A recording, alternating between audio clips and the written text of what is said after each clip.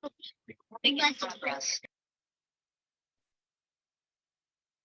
afternoon, everyone. I want to welcome everyone today to our Lunch and Learn. This Lunch and Learn is being brought to you by a collaboration between Oklahoma Human Services, the University of Oklahoma Ann and Henry Zero School of Social Work, and the Oklahoma Adoption Competency Network. We appreciate everyone joining during your lunch noon hour, and we just want to get started so we can go ahead and make sure to respect everyone's time and the great information being discussed today. So first, let us go over a few housekeeping things for our time together this afternoon. We are recording this meeting. By participating, you are giving your consent to be recorded. Second, help us reduce distractions so we can all focus and participate. We have started the meeting with everyone muted to make it possible for everyone to hear the speakers. And we would love for you to express your thoughts and questions. Please utilize the chat for this purpose. We'll make sure that we're monitoring the chat, and any questions will be touched on during our Q&A time during the last 15 minutes of the webinar. We also would love to see you, so if you're willing and if you can, please turn on your video. If you're unable to do so, that is fine also. And then if you would like to receive information about other post-adoption events, make sure you list your name and email in the chat, and we'll make sure to add you to our list.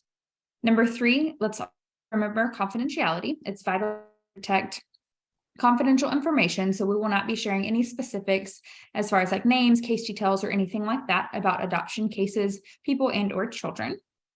Number 4, by attending this training, you'll receive 1 hour of training credit towards the 12 hours of in-service training that you need each year. Please indicate in the chat if you would like to receive a certificate for this training.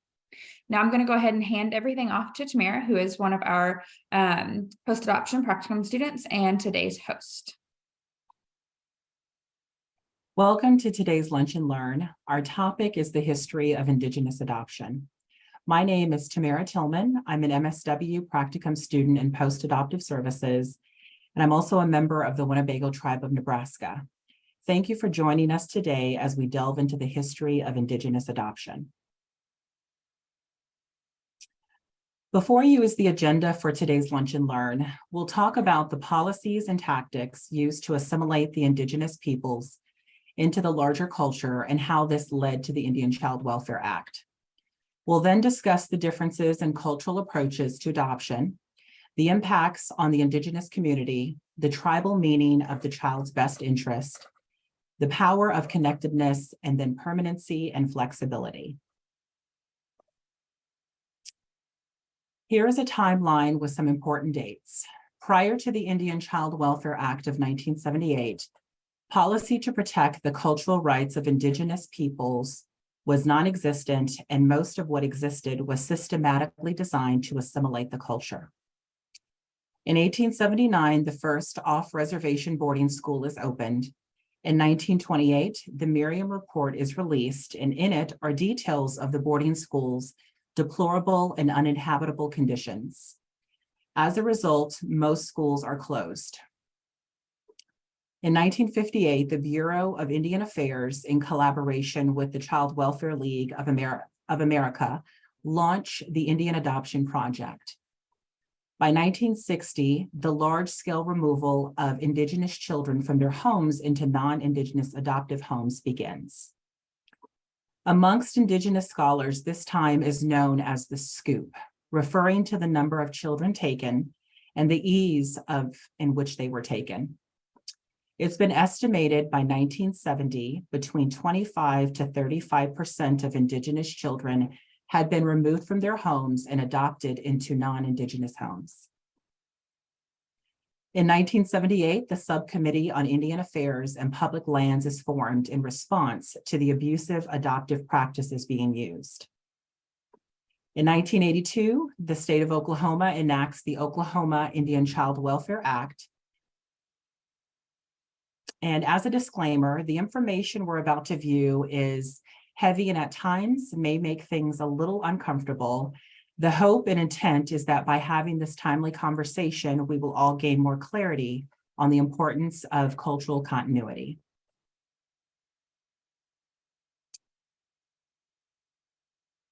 Indigenous boarding school policy began as a joint venture between the federal government and Christian churches. Children were forcibly removed from their families and enrolled in boarding schools. If the families refused, they would be arrested or their children would be starved. The schools forbade the children from wearing their tribal garb, practicing their religion or tribal customs, speaking their language, using their birth names, and having contact with their communities. By 1900, there were 20,000 children attending these schools. By 1925, there were more than 60,000. By 1923, 83% of Indigenous children were attending one of the 367 schools in 29 states. In the schools, physical, psychological, and sexual abuse was rampant. General Richard Henry Pratt was a superintendent at the first boarding school. A quote from a speech that he gave perfectly captured the school's mission. He stated, "A great general has said that the only good Indian is a dead one, and that high sanction of his destruction has been an enormous factor in promoting Indian massacres." In a sense, I agree with the sentiment, but only in this, that all the Indians there are and the race should be dead. Kill the Indian in him and save the man. The Indian Adoption Act of 1958 was praised because it encouraged adoption of Indigenous children to white homes. Social factors affecting Indigenous communities also contributed to the implementation of this policy. At the time, most Indigenous families resided in dire living conditions made up of dilapidated, unsanitary huts, with some living in cars. The unemployment rate for Indigenous people was 40%. The community suffered from high rates of illness and below average literacy rates. Because of these reasons, the larger population regarded the Indigenous parents as incapable of caring for their children. In 1974 and 78, the 1974 and 1978 adoption hearings were held to discuss the progress of this policy. During one of the hearings, Dr. Westermeyer, a psychiatrist, explained prior to adolescence, the adoptees were well adjusted to their adoptive homes. However, during adolescence, Dr. Westermeyer found mental health and suicidality increased for these children. His theory on what prompted the change was that during adolescence, the teenagers found that the larger society was unwilling to grant them their white identity. During a 12-year span, approximately 11,157 children were adopted. The scoop refers to the mass removal of Indigenous children from their families and communities by the child welfare system. At that time, child welfare workers had no training in diversity. Their understanding was limited of history and culture. This caused many of them to struggle to engage with the Indigenous population. Services to reunify families were inefficient. Child welfare workers believed proper care was based on middle-class European values. When social workers entered the homes of families subsisting on the traditional Indigenous diet of dried game, fish, and berries, and they didn't see refrigerators or cupboards stocked in their typical fashion, they assumed that the adults in the home were not providing for their children. Additionally, upon seeing the social problems these communities faced, such as poverty, unemployment, and addiction, some social workers felt a duty to protect the local children. This resulted in nearly 70% of these children being placed outside of the community. In 1974, the Senate hearings were held in response to compelling evidence of the high numbers of Indigenous children that were being removed from their families by public and private agencies and placed in non-Indigenous families. In Minnesota alone, from 1971 to 72, 13% of all Indigenous children were placed in adoptive homes. 25% of those children were under the age of 12 months. 90% of the placements were in non-Indigenous homes. These practices were recognized as being responsible for destroying the Indigenous child's connection to their family and tribal communities. This resulted in irreparable harm to the child and devastation to the communities. Well, they always come to me and said that I wasn't a very good mother and everything, and that my children would be better off if they were in a white home or if they were adopted out. They said that, but Yeah. were they ever able to prove that in court, or did they give anybody a specific example of why you weren't a good mother? It was never proven in court that she was unfit. We saw an issue that had to be addressed, and you had grandmas and aunties gathering together, and they were out there fighting for our children. Several hundred Indians and their supporters walked from the Lincoln Memorial past the Washington Monument up to Capitol Hill today to support certain legislation, including one proposed law that will affect their right to decide what can happen to Indian children. We mounted a massive campaign to get this law through. It was just jubilation, just total jubilation.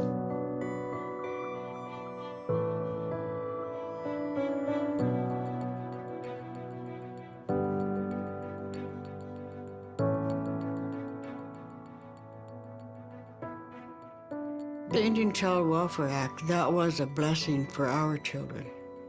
Some of the kids were coming back from being out in foster care, and they were hurt. Their spirit was hurt. They didn't know where they belonged. Their identity was gone.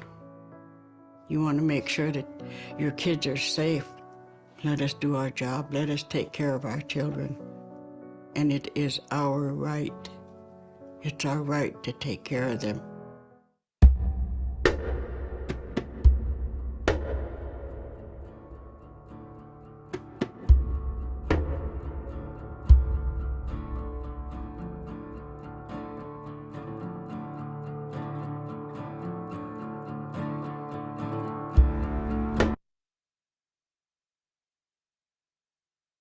Upon understanding the magnitude of the problem, the U.S. Congress passed the Indian Child Welfare Act of 1978. It established several important things. First, it set a minimum on federal standards for the removal of Indigenous children from their homes. It gave placement preference of these children to the foster and adoptive homes that reflected Indigenous culture. Child welfare specialists were required to notify the tribes of their involvement with Indigenous families, and if requested, give them jurisdiction over all family court proceedings. Disproportionality in child welfare. According to Oklahoma Health and Human Services, Indigenous people make up 9.3% of the population. And in 2021, 34% of Indigenous children were in foster care. In 2021, 67% of those children were residing in non-Indigenous homes. According to Oklahoma Health and Human Services, Indigenous children are 4 times more likely to be removed from their homes as a first resort by child welfare. 56% of those children removed are adopted by non-Indigenous families or outside of their communities. Indigenous families are least likely to be offered support or receive culturally appropriate interventions that would safely maintain the children in the home. Sadly, in the state of Oklahoma, we are more likely to accept a child welfare referral on an Indigenous family compared to a non-Indigenous family for the same allegations. As an adoptee, Rebecca Larson shares her personal journey of grief, loss, reconnection, healing, and what she's doing to help repair the next generation. A parent, I'm a grandparent. I'm a member of a beautiful community, the Swinomish, that is not my nation, but has become my home. There are elders here at Swinomish that I have sat with, and we've had this conversation about when, in the past, if a strange sedan pulled up on the reservation, our mothers hid our children.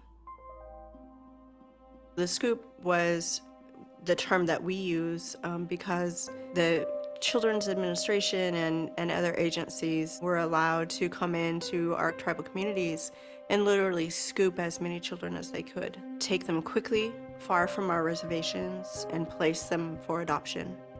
The practice didn't really stop until the early 80s. So this is not some faraway romantic idea of, oh, well, that was so long ago.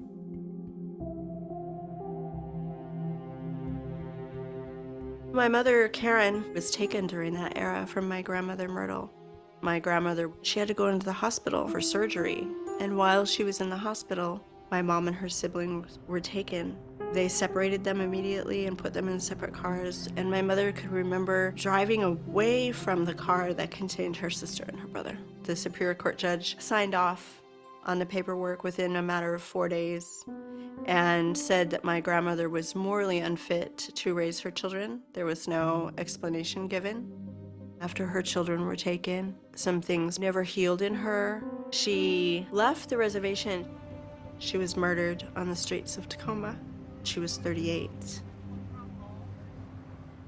My mother, Karen, went to live with this family. It was a very abusive home. She found herself pregnant with me at a very young age and was sent away.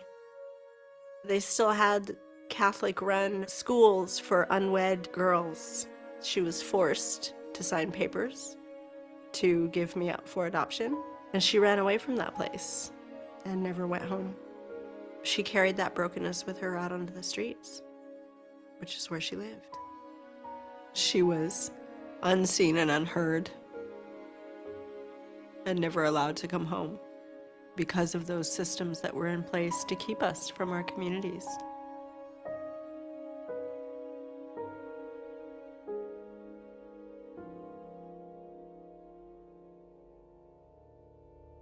I was taken at birth and placed in a foster home, and I can remember the day my social worker came to collect me and take me to meet my prospective parents. I was not quite 4. I remember meeting these strange people, non-native folks. They oohed and awed over me, and in less than a week, my things were packed. It was the 70s, and there was no ICWA in place to protect me. My adoptive mother was very abusive to me physically.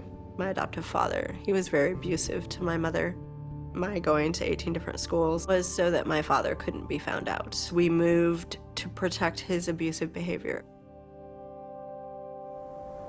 Moving to Swinomish was a moment of grace to be connected to a tribal community and to people who I understood inherently.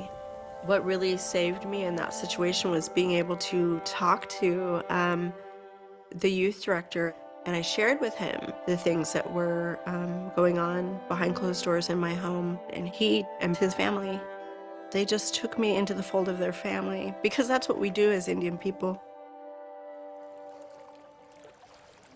We are tied to our culture in a way that I think is very different from other communities.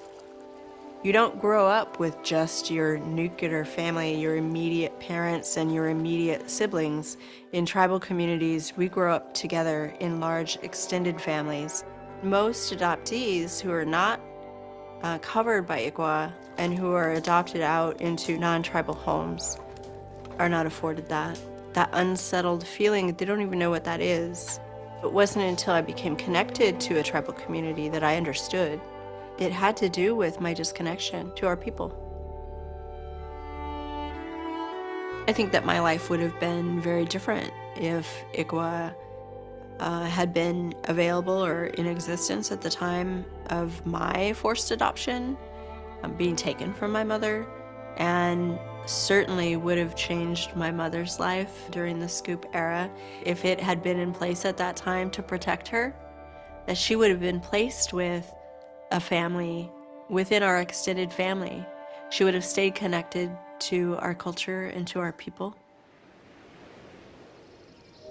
For me, coming full circle, wanting to become licensed as a foster home is to keep our children connected to their communities so that they don't feel that strange, where am I? Who am I?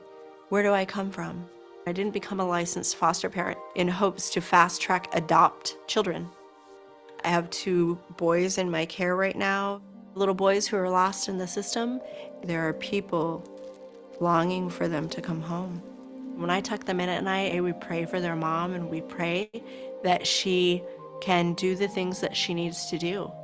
Because as a foster parent, your goal should always be reunification. The assault on our communities against our children, it continues today. When our children are lost, they languish in care. the disproportionality of the numbers of our children who are in extended care, who do not return home, are horrific and wrong. And ICWA is in place to protect us from that. Sometimes people say that the issue is too complex. And when I hear that word, I think about my mother dying. I think about my grandmother being murdered. I think about my great-grandparents.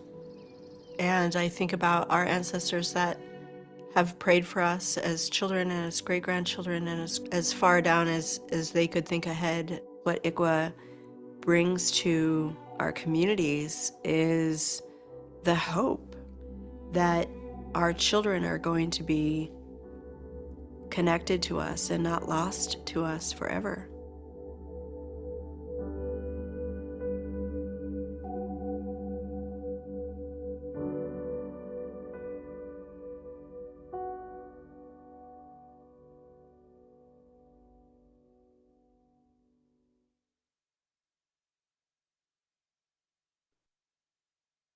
When child welfare engages with the Indigenous population, it's important to make the following cultural considerations.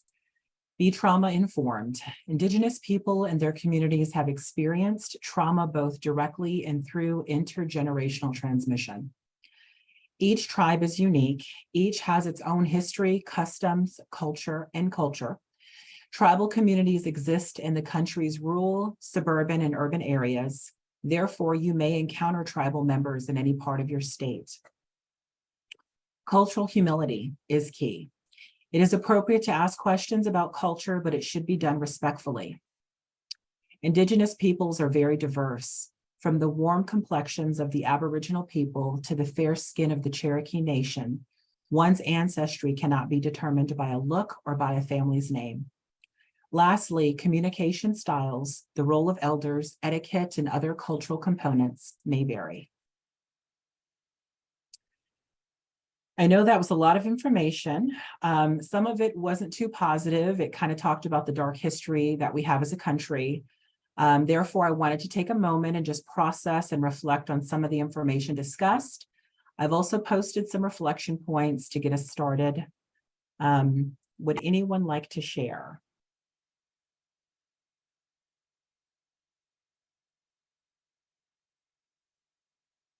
Tamara, I just want to thank you for finding Rebecca Larson's story. I think it's so critical for us to hear the personal experiences of those who have been impacted.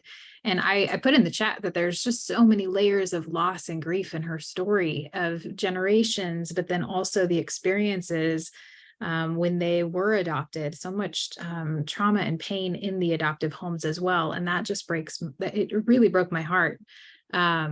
But it also, I appreciate her perspective of then becoming a foster parent. And I think what an incredible healing process for her to be interested in joining a system that caused a lot of pain and loss in her family, to be able to change it. And then also, I also put in the chat a reaction to that, the percentages, that it was 9.3% of children in Oklahoma are of Indigenous background. And then what was it, 30, was it 32, something like that, in the 30s percent? 36%. 36? Mm-hmm. Yeah. Of our children who are in foster care are Indigenous. And I'm like, that is a very significant difference. And I talk a lot about disproportionality. And I think that's probably one of the most stark percentage differences that I've come across. So thank you. Thank you for showing us. Thank you for sharing.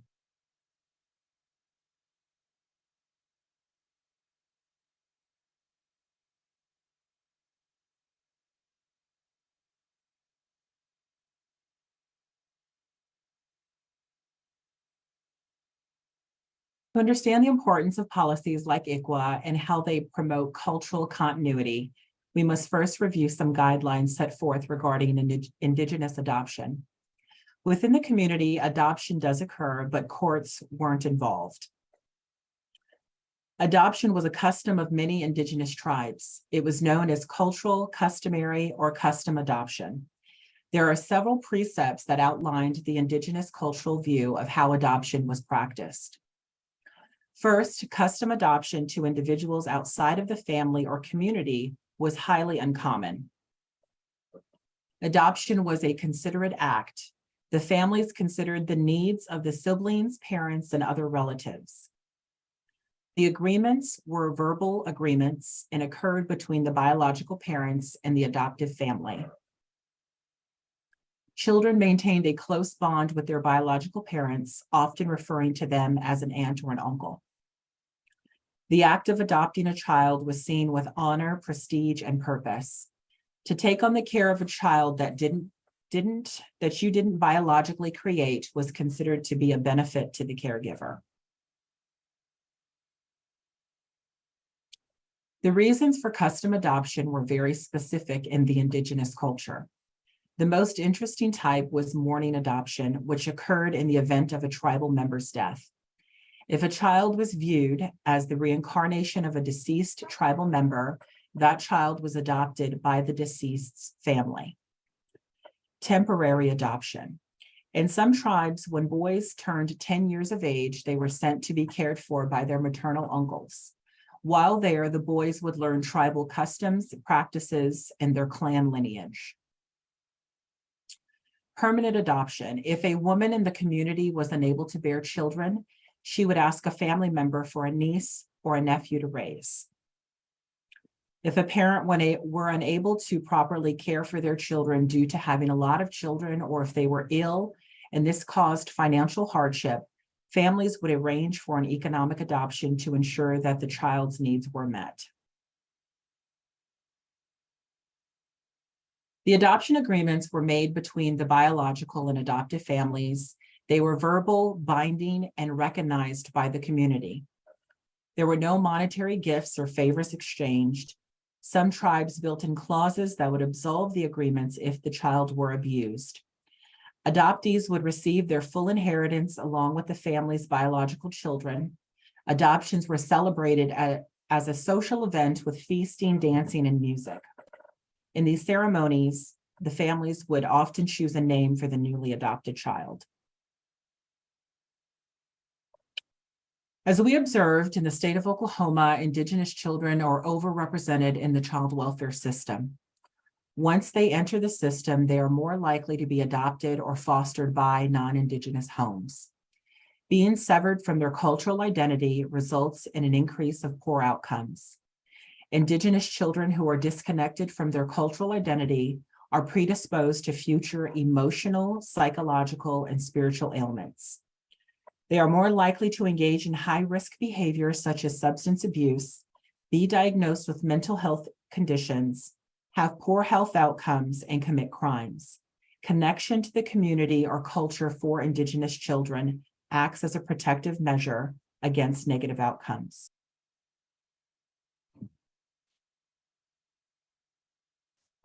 Historical trauma is defined as the cumulative emotional and psychological wounding over one's lifetime and from generation to generation following loss of lives, land, and a vital aspect of culture. In 2004, a group of researchers administered a historical loss scale to Indigenous families. These were the results. 36% experienced grief in their community for the loss of their language. 34% experienced thoughts about the loss of their culture daily. 49% had disturbing thoughts related to these losses. And 35% of participants surveyed were found to be distrustful of the intentions of the dominant culture.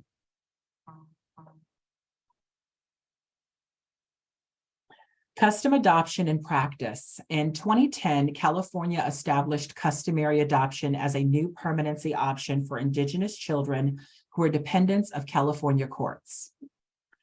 The enacting law requires county child welfare workers to consult with the tribe about the possibility of customary adoption as a permanency option in every case involving an Indigenous child. In September 2022, in Sioux City, Iowa, they made history with its first custom adoption. The agreement reached between the tribe and the state allowed a non-Indigenous couple to adopt children from the Omaha tribe with the additional agreement of maintaining the connection between the children and their tribal community.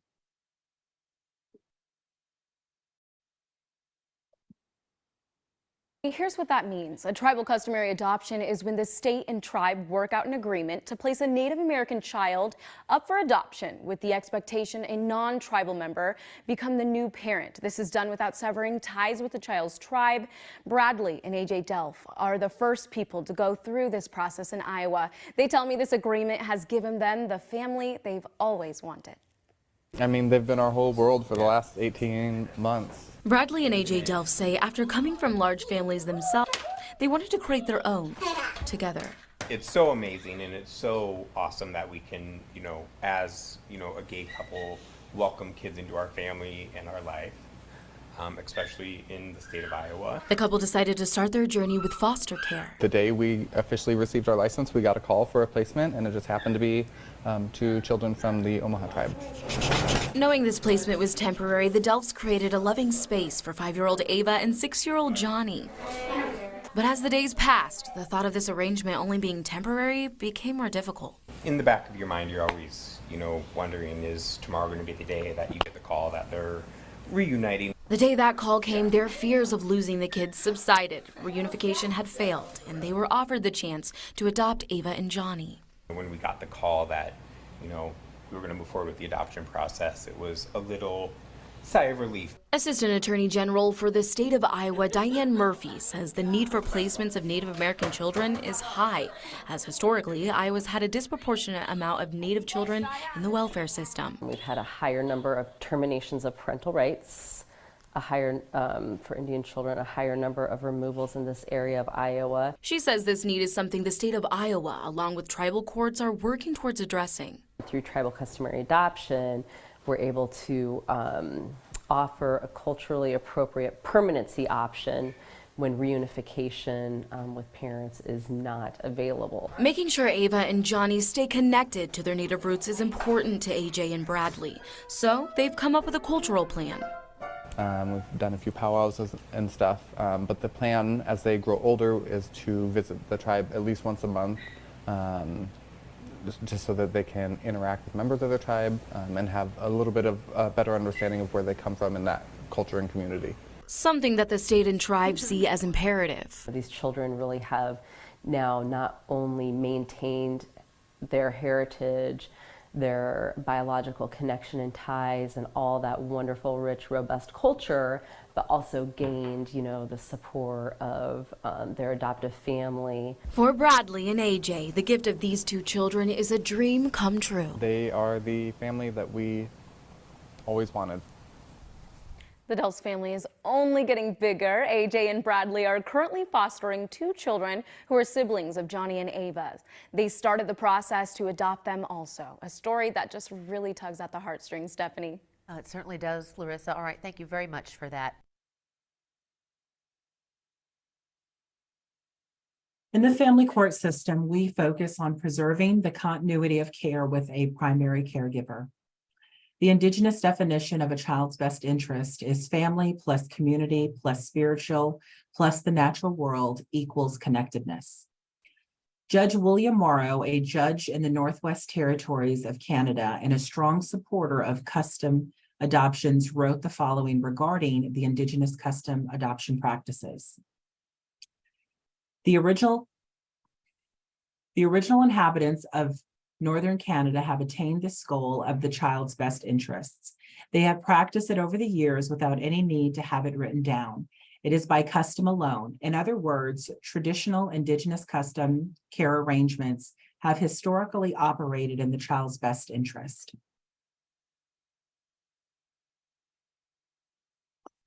Culture is where Indigenous children feel a sense of belonging, acceptance, accountability, and the responsibility, all of which contribute to a healthy identity. Cultural connectedness refers to the feelings of being connected to a cultural identity independent of whether someone can participate in cultural events or practices. According to Henson and Associates, cultural connectedness was one protective factor for children and youth that positively influenced adolescents' substance use, delinquent and violent behavior, emotional health, including depression and suicidality, resilience, and academic success. Schweigman and Associates found that the association between the cultural activities and ethnic identity was significant among urban Indigenous youth, which gives the implication being connected to their culture was empowering. A child's permanence is the goal. The larger cultural view of the adoption has to do with rights, attachment, permanency, and the best interests of the child. The Indigenous view slightly differs and places emphasis on the sacredness of the children, their connection to their community, and the flexibility to maintain the bond with their family. A child's permanence can be accomplished without the idea of severance of ties in a less absolute form than legal adoption.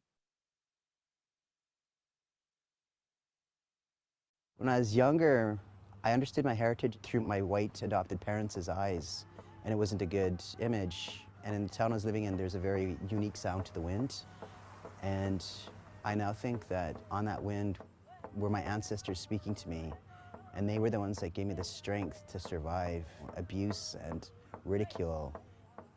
My story and the stories of other 60 Scoop survivors of kids being taken away and given away, it's not just an Indigenous story, it's a world story that needs to be told.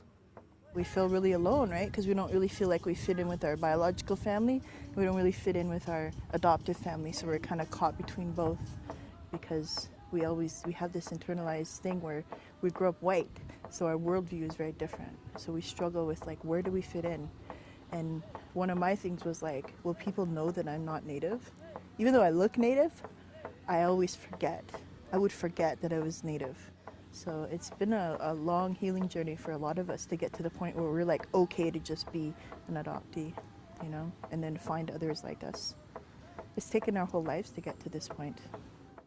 I started remembering my childhood, and I started having emotions from my childhood that weren't there before. And it took a long time. It took about 15 years to completely resolve what had happened. I was diagnosed with borderline personality disorder, post-traumatic stress disorder complex, mood disorder, major depression, generalized anxiety disorder. And over the past few years, I've put that all behind me. I found a psychiatrist and basically demanded that she let me talk. And through all of that, I was able to find my strength again. Since then, I've been able to adopt some First Nations traditions into my life and find my roots again, so that really helps too.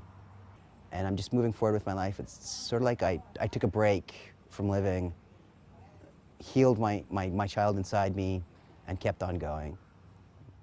This stuff happened for a reason. I still don't understand why, but my reasoning behind it, the way I'm thinking is, I need to teach other people about this.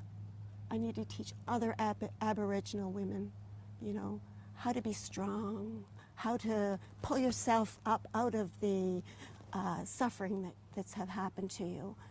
That's why I'm here today, to help others and to get my story out there, you know. Lots of people have been in my situation and they don't share their story. They're afraid. And it's fear that keeps that hidden. Well, I had to get rid of that fear so I can open up and share my story with my family and my community in Magnetawan First Nation. I've shared all my stories with them. You know, I was always thought that Native people were lazy and on welfare and drunks and so forth. That's what I grew up believing. But learning the history of this country and learning more about what happened from the residential schools to what we're dealing with now with the 60 Scoop has opened up my eyes. And I think that's what That's the most important thing that we need to start doing, is more education and educating government and educating Canadians and educating our own communities about what's going on. Let's talk about the treaties and the agreements, and let's look at those and implement those, and let the Indigenous people return back to the way that they live and the way that they think, and let's honor those. We're ready to reconcile. Aboriginal people have always been that way. We want to work together. But I haven't heard any signals, and I'm waiting. I had an amazing, wonderful childhood. My adopted mother is super positive and encourages me. She knows that I come to these gatherings, and like, I understood adoption right from day one. I grew up with the feeling to have love towards my birth mother and to respect her, that she made that decision out of love. This is a miracle that this gathering has come to be.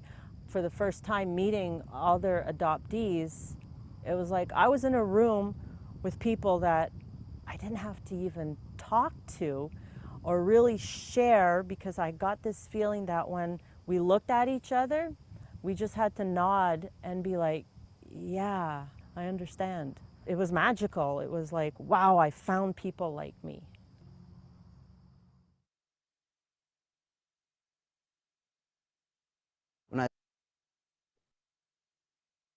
In conclusion, I'd like to share a quote from a member of the Passamaquoddy tribe in the U.S. and a Maliseet Nation in Canada that I feel summarizes the Indigenous view of adoption and permanence. When children are born, they are born into the community. The community is responsible for protecting and nurturing all children. There is no word in our language that is equivalent to nuclear family. There is no defined line of who is the parent. Children are seen as real people, not property. Parents are whatever adults are around the child at that time. Children are welcome wherever they go in the community, so they are always at home. Our children understand through our words, our body language, and how we treat them and each other that they are loved and have a place among us. Thank you for your time and your attention. Thank you so much, Tamara. Man, such incredible information. And I appreciate so much how you incorporated the voices of so many people who have been impacted, and so many different perspectives and experiences as well. Some really, really hard, and some that were incorporated the loss, but also some of the positives of openness and living through the adoption experience with an honor and a respect for birth parents and biological family. So covered the gamut. I really, really appreciate it. Thank you. Thank you. Okay, so in our last few minutes, one thing I wanted to share with everyone is an activity. We have done this in previous Lunch and Learns as well. And there's one real quick one that I just wanted to share with y'all about in the nature of and the heart of being able to celebrate the heritage and the history of a child who has been adopted. We came across this really beautiful example of a adoption family tree that I'm going to, Tamara, if it's okay with you, I'm going to go ahead and share it on the screen here. Just a second. I got to pull up the right screen. Sorry, y'all. Okay. So this, what are you seeing? Are you seeing the family tree? Yes. Okay, good. Okay, good. So this is a family tree, an entwined family tree that is out there on the internet. Adoption.com gives some creative ideas of ways to do family trees for kids. This came up because we talk a lot about how in the elementary school process, we've had some conversations with educators, teachers in elementary school. I don't know if you remember, but I remember doing a timeline or a family tree assignment when we were learning about genetics and all that kind of stuff. And so that can be a really challenging thing for our kids in foster care and adoption when they are going through that, that part of the assignment. And so we've come up with some ideas of how to do a family tree for a child from adoption that I think are pretty cool. So this one is the entwined one, where it talks about there's two different stumps, two different roots, root systems, but then they're intertwined together. And I just think it's a really beautiful way to describe that I've got my biological family history that is a part of who I am. And then I also have my adoptive family history that is also a part of who I am. So I think that's one of the most challenging things in identity formation and growing up, adolescence. Which one do I belong to? Who am I supposed to be like? And in reality, we can combine them and intertwine them together. So I would encourage you, if you are either an adoptive parent or a professional who works with adoptive families, I think this is a cool idea of a way to be able to celebrate and also process through, what does it mean for me to have two different root systems and then trees that come together into helping me be who I am. All right. So the last couple things I'm going to put in the chat, we've got our link for our Oklahoma Adoption Competency Network event page. So we've got a very awesome, I'm putting the flyer here in the chat as well for our next Lunch and Learn. It is about IEPs and 504s. Those really challenging things to navigate through for our kids and advocate for them within the school system. Lacey, are you doing this one? No, this one's going to be Kelly's. Kelly's on here as well. So Kelly is one of our clinical social workers working in post-adoption. And so she is going to be presenting on IEPs and 504s on July 25th. I almost said 24th. I knew that wasn't right. So July 25th at noon, hop back on here and Kelly will walk us through some of that important information. Also, does anyone have the link for our evaluation or feedback? Excellent. Thank you, Lacey. So Lacey put in the chat a link for an evaluation survey. If you could please just take a few minutes and give us some feedback on that as well. All right, I'm going to hush, Lacey. I might have covered everything that's in what you were going to say, and I apologize for that, but I'm going to pass it over to you. Nope, that's perfect. You covered everything. But just a reminder, if you do need a training certificate for today, go ahead and drop your email in the chat box and we'll make sure to get that to you by the end of the week. All right, thank you all so much. Have a great day.